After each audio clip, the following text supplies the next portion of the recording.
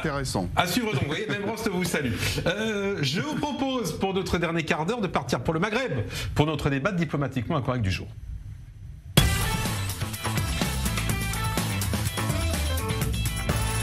Il ne faut pas politiser le sport, disait le chef d'État français.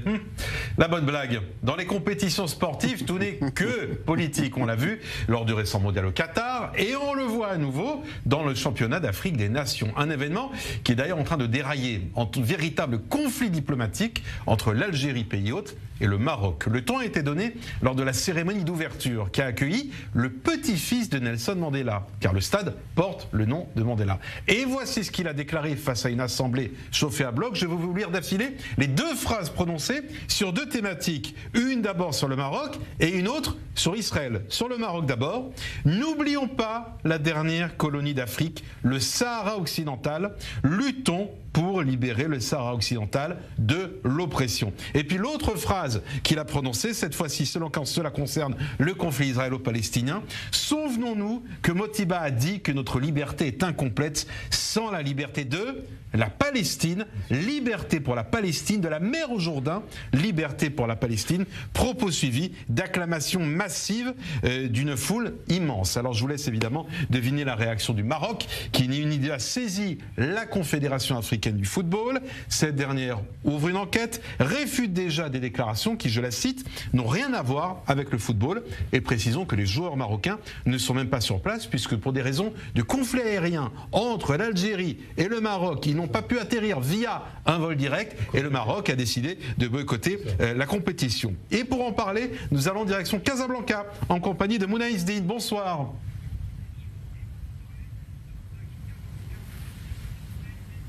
Bonsoir. Merci de nous rejoindre ce soir dans les Grandes Gueules Moyen-Orient. Je veux rappeler que vous êtes journaliste marocaine indépendante et que c'est toujours intéressant d'avoir votre regard sur ces sujets. Est-ce qu'on peut dire ce soir que les événements autour de cette compétition donnent une dimension supplémentaire, voire immense, au conflit qui oppose le Maroc et l'Algérie?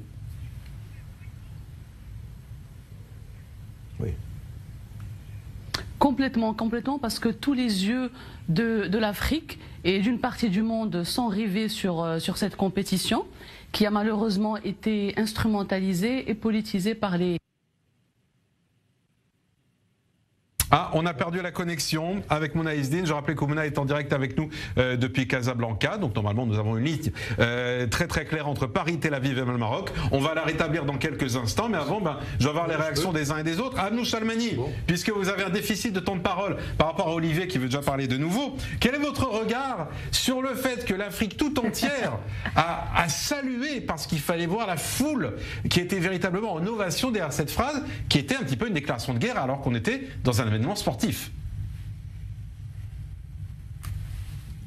Alors pour moi, d'abord, c'est la suite de ce qu'on a vu au Qatar, où le seul brassard qu'on voyait durant la Coupe du Monde au Qatar, c'était le brassard palestinien, où tout d'un coup, il y a eu une espèce de rassemblement de tous les pays arabo-musulmans, qui par ailleurs, enfin, les Iraniens mis à part, puisque c'est les seuls à avoir fraternisé avec les médias israéliens, mais tout d'un coup, alors que ce sont des peuples qui se détestent cordialement, il y a tout d'un coup une union sacrée qu'on avait oubliée au nom de la Palestine. Ça ressemble à ça, vraiment totalement à ça. Après, attention, l'Algérie et le Maroc sont en conflit depuis, pas hier, pas avant-hier, depuis la nuit des temps. Il y a comme dirait Kamel Daoud, il faut quand même se dire, ils ne bouffent pas la même chose, ils ne parlent pas la même langue, ils n'ont pas la même sociabilité. Et effectivement, le Sahara occidental, qui est occupé à 80% par le Maroc, est une cause nationale pour le Maroc, que le Front Polisario a été soutenu par l'Algérie parce que pour être contre le Maroc, ça c'est quand même une réalité, que c'est pendant la Coupe du Monde, on a lu dans la presse algérienne des propos racistes envers l'équipe du Maroc et le fait qu'il y ait une communauté noire marocaine au Maroc, ce qui n'existe évidemment pas en Algérie. Vous savez, c'est comme Ahmadinejad qui vous expliquait qu'en Iran, il n'y a pas d'homosexuels, on les pend, mais il n'y a pas d'homosexuels. Pour les Algériens, c'est nous, il n'y a pas de noirs, les noirs, ils sont chez les Marocains. Donc tout ça se rajoute à ce conflit conflit millénaire, et rajoutant à ça le fait que le Maroc ait signé les accords d'Abraham. Alors là, pour flatter l'antisémitisme viscéral des multiples gouvernements militaires algériens, il n'y a pas mieux. Donc au final, quand on regarde, comme d'habitude, c'est parce qu'il y a Israël dans l'affaire que tout d'un coup ça prend ces proportions-là. Et pour ce qui est du fils des Mandela, mais que voulez-vous? Le problème avec les héritiers, c'est que c'est des héritiers. Bon, alors, puisque la connexion est rétablie avec Mona Izdine, je voudrais vous redonner la parole. Je rappelle que vous êtes journaliste marocaine indépendante, en direct avec nous depuis Casablanca. Comment on a réagi au Maroc lorsque l'on a entendu cette déclaration?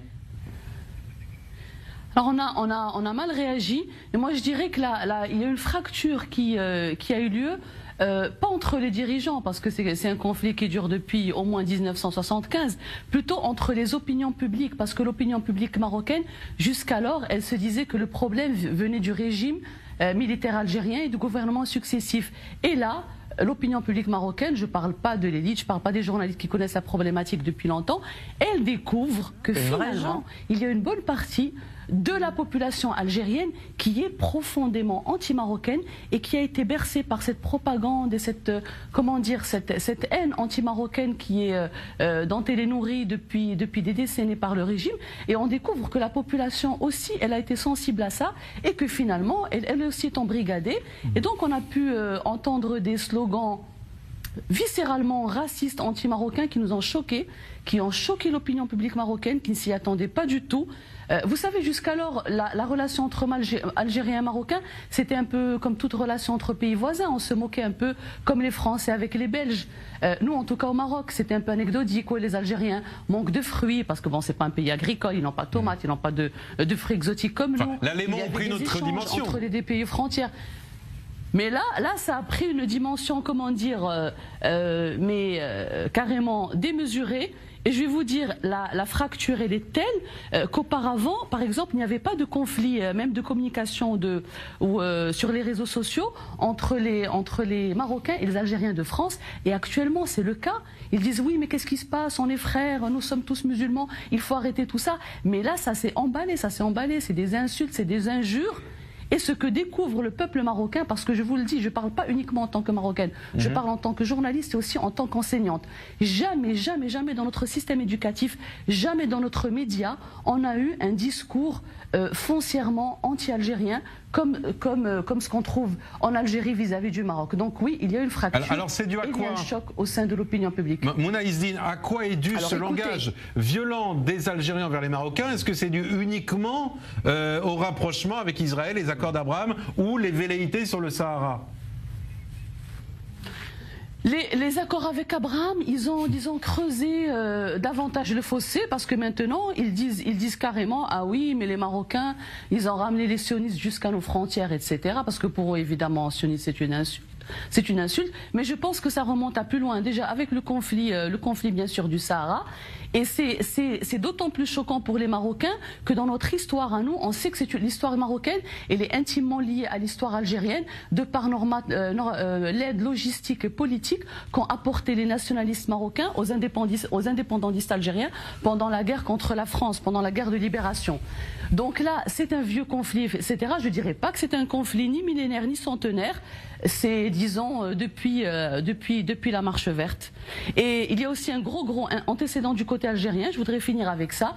C'est l'expulsion qu'il y a eu de centaines de milliers de Marocains, de familles marocaines, dont certains étaient mariés à des ressortissants algériens, qui ont été chassés manu militari par le gouvernement et l'armée algérienne, n'est-ce pas, dans les années 70, au lendemain de la Marche verte. Ils ont été exclus, ils ont été arrachés à leur famille et ramenés au Maroc.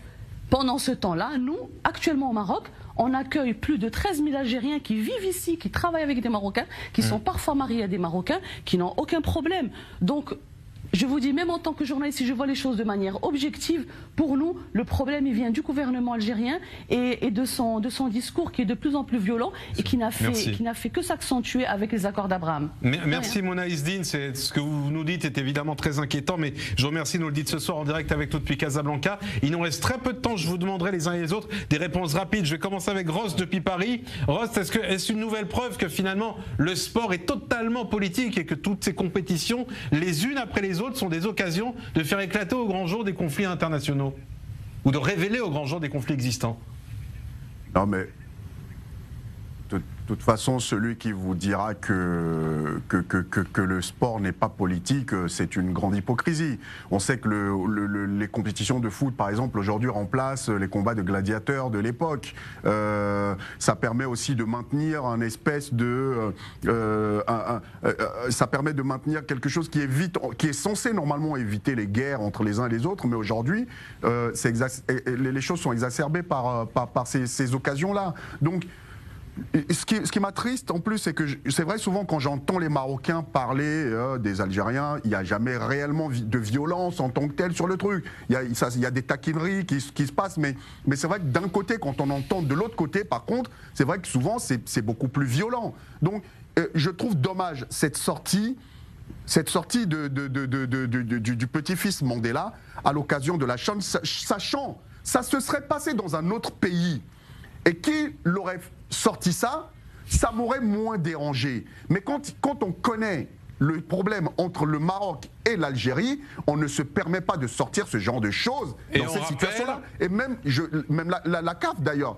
J'estime que la CAF aurait dû organiser cette compétition, sachant ce qui se passe là-bas dans la zone, aurait dû organiser la compétition ailleurs que sur le territoire algérien. Ça, c'est encore une autre question. Donc là encore, c'est un choix politique qui en dit quelque chose. Je vais avoir les réactions à Tel Aviv et je rappelle que le moment de ce discours qui a mis tout le monde d'accord, on voit une foule immense en train de le saluer, c'est quand il lance un appel pour une Palestine libre, Free Palestine, du Jourdain à la Méditerranée. Là-dessus, je voudrais réagir, parce que lorsque l'on dit une Palestine libre de la mer au Jourdain, ça veut dire qu'on appelle à la destruction, à l'extermination d'Israël. Et ça, c'est inadmissible. Ça a commencé au Qatar lorsqu'on a brandi le drapeau palestinien en plein terrain, en plein match de football lors du mondial. Et ça continue de cette façon-là. Il faut cesser cela. Un terrain de foot, ce n'est pas de la politique. Et il faut arrêter, dans le monde, d'appeler à l'extermination de l'État d'Israël. Olivier Rapovitch. Moi, je voudrais juste dire aux Marocains que nous les soutenons ici d'Israël, que pour nous, le Sahara occidental fait partie du royaume chérifien du Maroc, qu'actuellement le Hezbollah, l'Iran et l'Algérie veulent essayer de déstabiliser le Sahara occidental contre le Maroc, contre les intérêts occidentaux, et que l'Algérie aujourd'hui cherche la porte vers l'océan Atlantique pour rentrer dans le Sahara occidental. Non, nous sommes avec le Maroc, nous vous saluons ici de Tel Aviv, de Jérusalem. Et le message est envoyé. Et nous vous soutenons à nos frères marocains. Et merci. Je voudrais aussi remercier Monia qui est avec nous en direct depuis le Maroc. D'ailleurs, on vous a posé la question aujourd'hui. Est-ce que le Maroc a raison de boycotter cette compétition en Algérie? Et vous nous répondez oui à 76%. Merci à tous, à Paris, à Tel Aviv. Dans un instant, Grand Réveil de Sapir. À demain.